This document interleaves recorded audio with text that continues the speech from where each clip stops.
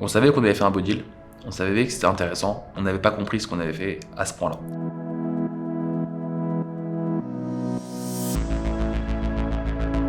Bonjour, donc je m'appelle Pierre Véry, je suis vice-président de Grenoble-Alpes Métropole en charge de l'air, de l'énergie et du climat. Je suis par ailleurs maire de Gières, commune de 7000 habitants, des 49 communes de l'agglomération. Je suis Anne-Laure Charpenay, je travaille au sein de la direction transport de la Poste, la branche plus exactement service courrier colis, qui est la Poste des facteurs. Je suis Virginie, donc je vis ici en région parisienne avec mon mari et mes 2 enfants. Moi je suis Sylvain Godineau, je suis le 2e adjoint de la ville de Lyon, délégué à la transition écologique et au patrimoine. Je m'appelle Jérémy Assayag, je suis dans le groupe Arkema depuis 8 ans et je suis directeur d'achat d'énergie et de décarbonation de l'énergie. Il faut savoir que le transport routier à la Poste, ça représente 39% de nos émissions de CO2.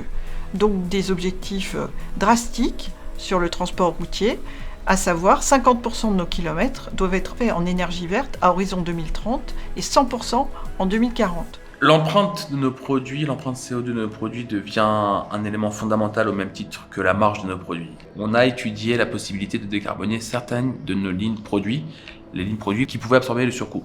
Un des principaux leviers en France pour la décarbonation de la chaleur est le biométhane.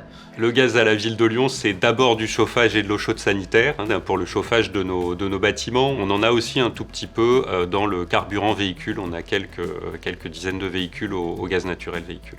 Le choix d'acheter du gaz renouvelable, c'est vraiment un choix climatique. On a peu de potentiel photovoltaïque et encore moins éolien sur l'agglomération.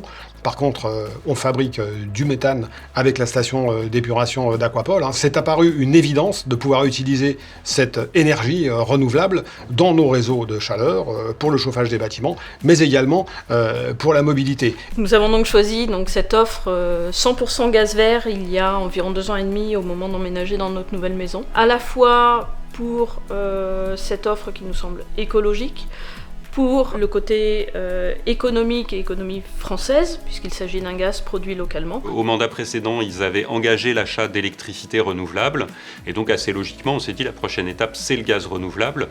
C'est aussi pour donner une perspective, pour se dire comment on peut sortir des énergies fossiles tout en continuant à utiliser du gaz, qu'on a voulu acheter du gaz renouvelable.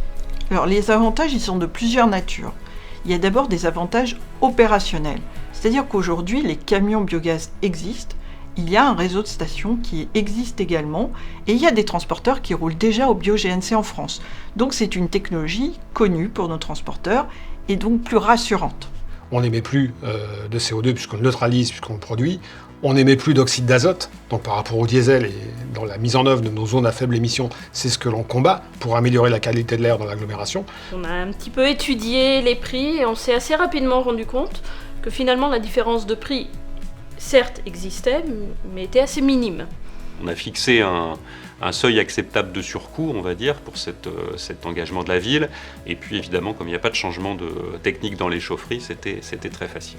La Poste s'est engagée à accompagner et compenser financièrement ces transporteurs quand ils vont vers une démarche biogaz qu'on leur demande. On a choisi de flécher en fait ce gaz renouvelable dans 37 de nos grands équipements qui reçoivent du public.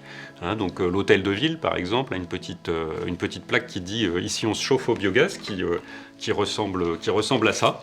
Donc l'idée c'était de faire savoir aux usagers de la ville de Lyon que le bâtiment est chauffé au gaz renouvelable. Vous voyez qu'on a choisi de dire biogaz parce qu'on a trouvé que c'était plus facile, on n'a pas mis biométhane.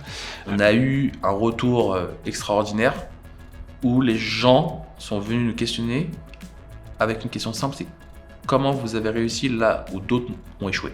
La décarbonation, d'une manière générale, c'est un voyage au long cours, et donc il faut être à la fois patient et à la fois il faut pousser pour accélérer parce que la planète n'attend pas. En ce qui concerne le biogaz, on fait 10 fois plus de kilomètres verts entre 2023 et 2022. C'est encore pas suffisant, dans la mesure où la Poste fait tous les ans environ 340 millions de kilomètres, donc on voit que le x10 c'est bien, mais il y a encore beaucoup de travail à faire avec nos 600 transporteurs. Donc on continue à promouvoir à la fois le biogaz sur la mobilité.